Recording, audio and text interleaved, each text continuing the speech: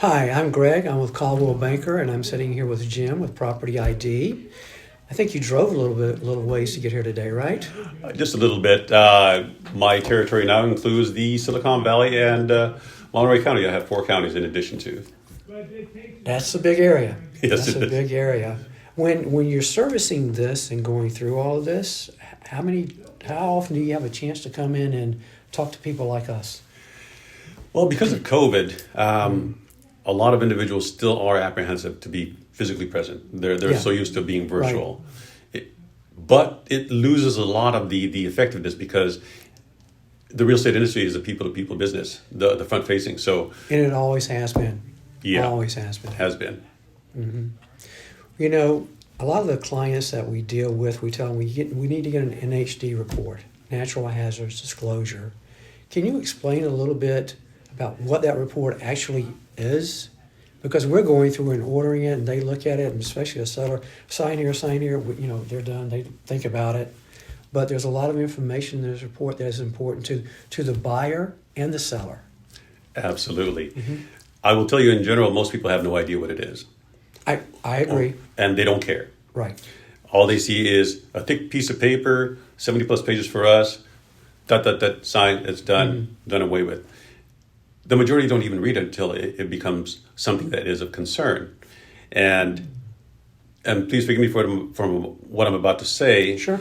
In that, as I've been doing these workshops, admittedly, those ones who have been tenured fairly long had no idea as well.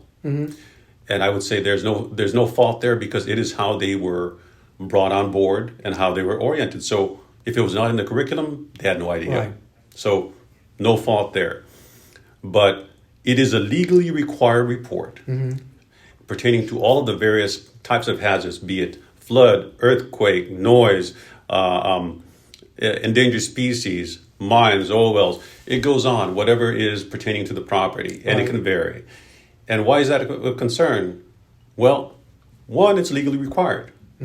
It does and may have the highest financial impact. I'll elaborate on that a little bit. But most individuals are concerned with pure aesthetics. Yeah. Okay, they go in, I love the view. That's my man cave. That's my kitchen. That's what sold them. Right. Until they say, okay, wait, I want to build an ADU in the back.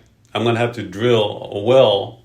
Wait, it's under the State Groundwater Act. I can't pull without it being monitored. I didn't know that. Yes, you did. It was in the report. Yeah.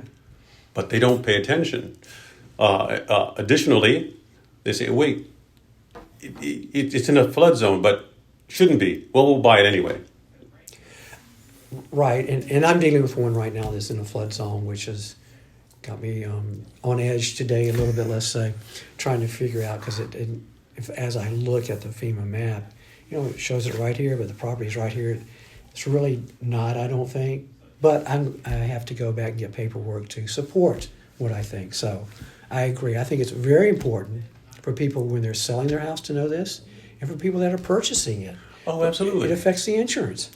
Well, If you can it get affects it. your ability to buy it. Yeah. Because if you're going to qualify for that home, if you can't align towards a conventional and it becomes federally backed, well, you're going to need insurance if it is in a flood zone. That changes your lending profile. So it's a different way of qualifying. And your seller has to know that. And knowing that allows them to market that property a little bit better because the buyer is going to be more informed. Right. And the buyer and the buyer's agent will probably go through the process of saying, hey, well, you're going to need flood insurance. Let's see if you can actually qualify. Right. So it aligns those transactions much more easier or let's say less painful. But here's a very good point in terms of the natural hazard disclosure, because people do not truly read it and understand it. Legally, it is required. So this is based on Civil Code 1103 in terms of desirability. Okay, so a home becomes desirable because of aesthetics. It's a way for them to make a decision on the purchase of the home. Well, Civil Code 1103 also pertains to the NHD.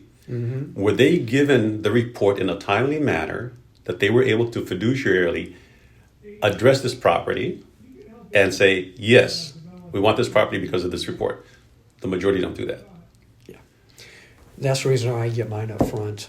My listings, to make sure that we have it, we know what's on there. That way, well, David and I both, I just thought about it. People seeing my interview doesn't realize that I'm sitting here with another agent too, David Sipling, which David and I both try and get all of our disclosures up front. So we have a disclosure package so people can look at it and make an educated decision on this property. Absolutely. Only, it needs to be there. But when you're going through that, people need to look at it. I do have a pet peeve in one of the forms that's included, which is the San Jose tree disclosure. Mm-hmm. You have 3 options at the bottom, right? It asks if you have the tree in the front yard. Right. Yes, I have the tree in the front yard. No, I don't have the tree in the front yard. And the third one is, I don't know. You walk outside, you can see a tree. I understand that there's absentee owners that may not really know, but I would think most people know. They also have Google Earth. Come on. Yeah, I know. That always caught me off guard when I would look at that report. And you have to sign it like 3 or 4 times when you're at closing, one of those things. Well, when you look at the reports, property ID, and there's, as I've learned today, 53 other companies that do the same thing. Or an individual could do it themselves if they want to go and do all the research. That's allowed. I would not do it, and I would not recommend that my clients do it. In your mind, what sets property ID much higher above the rest? So it is like, for lack of comparatives, you can liken it to medical insurance. Did you want basic coverage or full coverage? Mm-hmm. Okay, so most individuals, they look at it pricing. They go, well, I want basic because it's cheap until something happens. So now they want full coverage. So property ID, I have found, is very comprehensive. That's why our reports are 70 plus pages long. Mm-hmm. There are 6 basic reporting requirements, maybe 4 optional. Right. So a possible 10. Property ID will disclose up over 20, 25 items. Mm-hmm. Because having those items on a report will reduce the possibilities of litigation for the buyer and for the seller. Right. Because it is fully disclosed. Now, because it is an industry that is unregulated, some will not do that. Mm-hmm. They will have the basics, or they may even plagiarize. We call them white papers.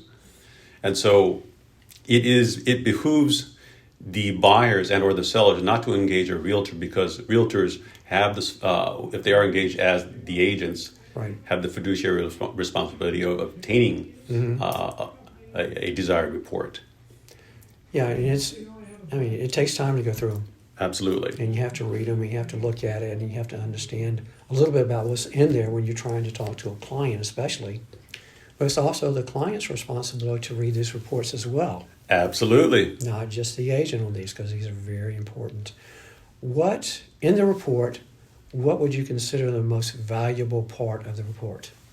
So, for me, all of it is very important, because it's part of a huge decision-making process, financial decisions. So I'm just that way. Okay. I like to read everything, make sure that I have what I have and desire what I have properly. But as far as the report is concerned, in certain areas, there are major concerns, like Pajaro flooding. Absolutely, okay. Yeah. Planada, Central Valley flooding. So those become focal points of reports. Is your house near there? And so forth. So you're always looking to see, well, I don't want to buy here because it's known to flood. Right. It's physically known. Or even earthquake. Yeah. Okay? Yeah. By the way, where you're near the one of the reported fault zones, I don't want to be there. You're right. Okay, or even such thing as the airports or railroads or what have you. All of these things pertain to your desiring an area, and that's why the reports are very, very needed when you're doing a transaction. Right. I like the reports. I give my clients options on everything that I try and do, like handymen, lenders, all this stuff. I try and give them like 3 options and stuff like that. Sometimes it comes up as yours. Sometimes it goes to, JCP or the other company, let's say. But I like reading yours. I appreciate it because I feel like it has a lot more information as well. And we can talk about that when we give it to clients, information. And then some are just strictly dollar-wise. But I think most of the dollar-wise is very comparable anyway in these. It is. What sometimes is not focused on is the financial impact. And so as a decision maker, an agent, and or the seller, when you're deciding on the source of your report, you need to also give thought on its liability impact. Right. It is the cheapest report or disclosure that you'll get, apart from the inspection, the pest, and so forth. But it has the greatest financial impact. If there was a lack of reporting content in there, and it was found to be deficient, then the buyer can say, hey, this area is known for this, that item was not in the report. I'm going to sue you. And they can. Right. And it's not just because of that damage, right? There's the damage of the purchase. Okay. Oh, it snowballs. It snowballs. There was an instance in Alameda whereby there's added conditions to it, but whereby the seller or the buyer purchased the property, and they were given a property ID report, comprehensive. The buyer then turns around and sells it a few years later using a less comprehensive report. But mind you, less than 2 years later, he still had the property ID report. And he didn't give it to the other new... He didn't. No, okay. So, long story short, he got sued. He held back material facts. So there was basically an intent to defraud or fraud. Of course, judges frowned on that. So he was found liable. So about $265,000 was the judgment, non-dismissible, even with bankruptcy, right? And the buyer who bought it afterwards still has the property. Yeah. Still has it, yeah. Still has it. So it could go beyond your usual transaction, whereby if it is an inspection and something was missed in the inspection report, such as rotting eaves, it's usually cost of repair, cost of replace, limited value. The NHD goes beyond that. Right. And then some. Yeah, and there's a lot of costly things in real estate that can come back on you. So hopefully we never have any of those, but they're out there. What about endangered species? Since you like to talk about that one, I know. So I'll give you a scenario. Okay. So in some parts of Hollister, there is an endangered species. I think it was the tiger salamander or something like that. And our attorney was doing a presentation this past week saying that, well, you can't build an ADU because you'll be encroaching on tiger salamander area. Okay, so I did a little bit more research. Please don't quote me on this. Sure. I'm not an attorney. But let's say that someone was just being a Karen, please forgive the term, and they didn't want anyone to build in the back. They can make a claim and say, hey, I think there's an endangered species back there. Yep. To the county. They can just make a claim. They didn't verify it. They made a claim. Because they made a claim, the county has to go and do the research, thereby stalling the whole transaction. So it does not even have to be a true endangered species that is out there. Now they have to do the research. We don't know how long it's going to take. That stalls the transaction. The report of one. Yeah. Okay. I guess that's good knowledge if you don't want someone moving next to you. Yeah. Okay. Don't use that for bad purposes. Yeah, but I mean, things can happen like that. But thank you so much for being here. And do you have any last words? So, again, realtors are professionals. Okay, they are a critical part of the community in terms of its health and maintenance, because real estate is that critical to its revenue-making area of responsibility for the community. They are the most aware of the community. They know the goings-on, and they are always supporting the community through various charitable organizations. So support them because of that. But in addition to, they have various resources, and they are aware of these various resources. So it behooves you not to engage a real estate realtor when you're thinking of buying or selling or even investing. So thank you all for having me. Well, and if someone needs needs a NHD, property ID. Okay? Thank you, Greg. Thanks, sir.